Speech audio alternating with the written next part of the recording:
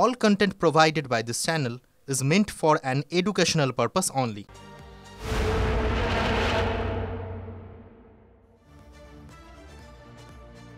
জয়নগরের আজকের ঘটনা এবং এখনো পর্যন্ত যা আপডেট, কিছুক্ষণ আগেই সেখানে গিয়েছিলেন তৃণমূল কংগ্রেস বিধায়ক। তিনি জয়নগরে গিয়ে আজকে ক্ষোভের মুখে পড়েছেন। জয়নগরে গিয়ে ক্ষোভের মুখে পড়তে হয়েছে তৃণমূল বিধায়ককে। তাকে ঘিরে তুমুল বিক্ষোভ। আজকে গোটা ঘটনায় সেখানকার মানুষজন। Fair and bright night and day cream, ত্বক থাকবে ব্রাইট সারাদিন, পলিউশন ফ্রি, ঠিক যেন রাতের ফোঁটা সাদা ফুল। সারাদিন হ্যাপি ব্রাইট স্কিন। ক্ষোভে ফুঁসছেন সেখানে যেই মুহূর্তে তৃণমূল বিধায়ক গিয়ে পৌঁছেছেন। সেখানকার মানুষজন কিভাবে বিক্ষোভ প্রদর্শন করেছেন, তাকে ঘিরে ধরে কিভাবে তারা তাদের ক্ষোভ উগড়ে দিয়েছেন, সেই এক্সক্লুসিভ ছবি আমার সহকর্মী অভিজ্ঞান এই মুহূর্তে আমার সঙ্গে রয়েছেন। অভিজ্ঞান, না কোনো কারণে যোগাযোগ বিচ্ছিন্ন হয়ে গেছে, আরো একবার যোগাযোগ করার চেষ্টা করছি। এই ছবি আপনারা দেখছেন, এক্সক্লুসিভ এই ছবি দেখছেন TV9 বাংলার পর্দায়।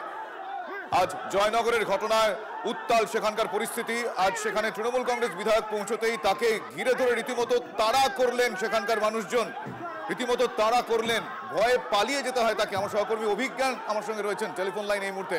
অভিজ্ঞান, তোমাকে জানিয়ে রাখি, যখন ঘটনাটি জানাজানি হয় তারপরেই স্থানীয় এখানকার কুলতলি যিনি তৃণমূলের বিধায়ক রয়েছেন গণেশ চন্দ্র মণ্ডল, তিনি যখন মহিষবাড়ি হাট লাগোয়া যে কৃপাখালী এলাকা রয়েছে যেখানে যখন আসেন, অভিযোগ যেটা যে গ্রামবাসীরা কার্যত ক্ষোভে ফেটে পড়েন, মহিলারা লাঠি সোটা নিয়ে রীতিমতো ওই বিধায়ককে তাড়া করেন এবং বিধায়ক সেখানে একটি ইটভাটা সংলগ্ন একটি এতে সেখানে যখন আশ্রয় নেন এবং কার্যত ক্ষোভের মুখে হেনস্থার মুখে তাকে করতে হয়।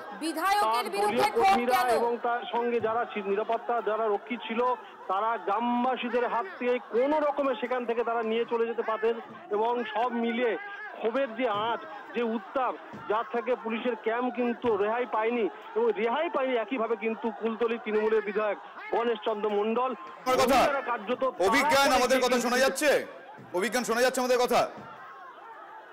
হ্যাঁ, কোনো কারণে বোধহয় মঞ্জিরা তোমাকে এইমাত্র জিজ্ঞেস করলো যে পুলিশের বিরুদ্ধে তো ক্ষোভ ছিল, হঠাৎ করে বিধায়ককে দেখে এইভাবে মারমুখী তারাও হয়ে উঠলেন কেন? দেখো তো, যেটা ঘটনা সেটা হচ্ছে যে এই এলাকায় যেহেতু এরকম একটা ঘটনা ঘটে গিয়েছে এবং স্বাভাবিক কারণেই যখন এই ঘটনা ঘটেছে এবং গতকাল রাত থেকে কিন্তু পরিবারের যেটা অভিযোগ যেটা ছিল যে পুলিশ প্রশাসনের পক্ষ থেকে কিন্তু সে অর্থে কোনো সহযোগিতা মেলেনি।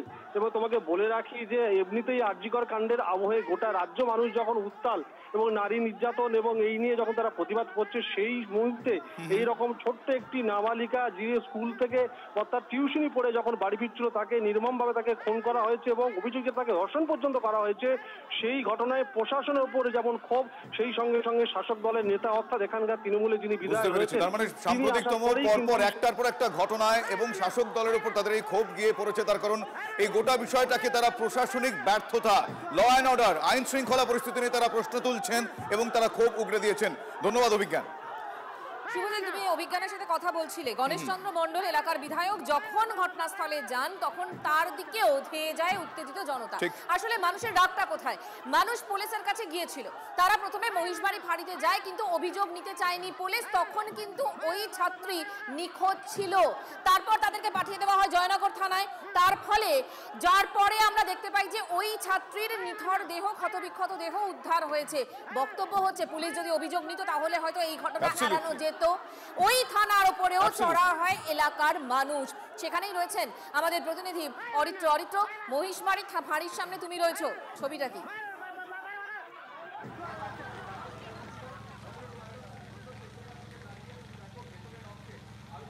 দেখো, পুলিশের নিষ্ক্রিয়তা এবং পুলিশের গাফিলতির অভিযোগ তুলে ওই কিশোরীর পরিবারের যারা লোকজন তারা কিন্তু কার্যত চড়াও হন মহিষবাড়ি থানাতে। জয়নগর থানা এবং বারুইপুর পুলিশ জেলার অন্তর্গত এই মহিষবাড়ি পুলিশ ফাঁড়ি। এবং এই মুহূর্তে পুলিশ ফাঁড়ির বাইরের ছবিটাকে তোমাকে দেখিয়ে নিই, তারপর ভিতরের ছবিটাও আস্তে আস্তে দেখাবো।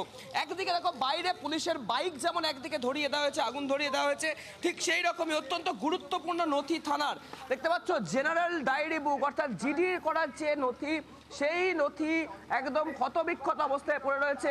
পুলিশের যে সার্ভিস রিভলভার, সেই সার্ভিস রিভলভারের যে খাপ, সেই খাপ এখানে পড়ে রয়েছে এবং এছাড়াও আনুষঙ্গিক বিভিন্ন থানার যে কাগজপত্র, সেই কাগজপত্র কিন্তু কার্যত তছনছ করে দেওয়া হয়েছে। এবং বাইরের ছবিটা তোমাকে দেখো, মহিষবাড়ির আউটপোস্ট কিন্তু গুঁড়িয়ে দেওয়া হয়েছে এবং একই সাথে অগ্নিসংযোগ করা হয়েছে এই মহিষবাড়ি আউটপোস্টে।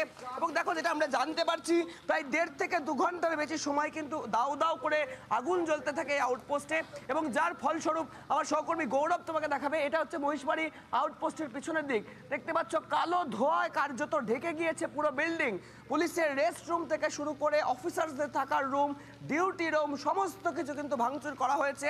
এবং তারই পাশে পুলিশের যে বাইক, বেশ কিছুক্ষণ আগে এই বাইকগুলিতে দাউ দাউ করে আগুন জ্বলছিল।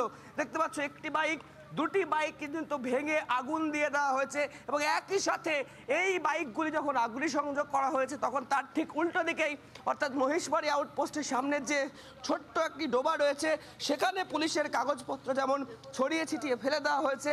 একই সাথে দুটি বাইক দেখতে পাচ্ছ, একটি বাইক এবং আরেকটি বাইক ঠিক আমার এখান থেকে এক হাত দূরে আরও একটি বাইক কিন্তু জলে ফেলে দেওয়া হয়েছে। দেখো, মূলত স্থানীয় মানুষের যে ক্ষোভ, যে রাগের বহিঃপ্রকাশ, সেই বহিঃপ্রকাশই কিন্তু ঘটেছে। এবং তারা যেটা অভিযোগ করছেন, তার পরিবার পরিজন এবং গ্রামের মানুষজন, যে গতকাল সন্ধ্যায় তারা এই মহিষবাড়ি আউটপোস্টে এসেছিলেন নিখোঁজের খবর জানাতে। পুলিশ এলাকায় গেছে, তারপর এলাকার মানুষের ক্ষোভ সেটা কি প্রশমন করা গেল?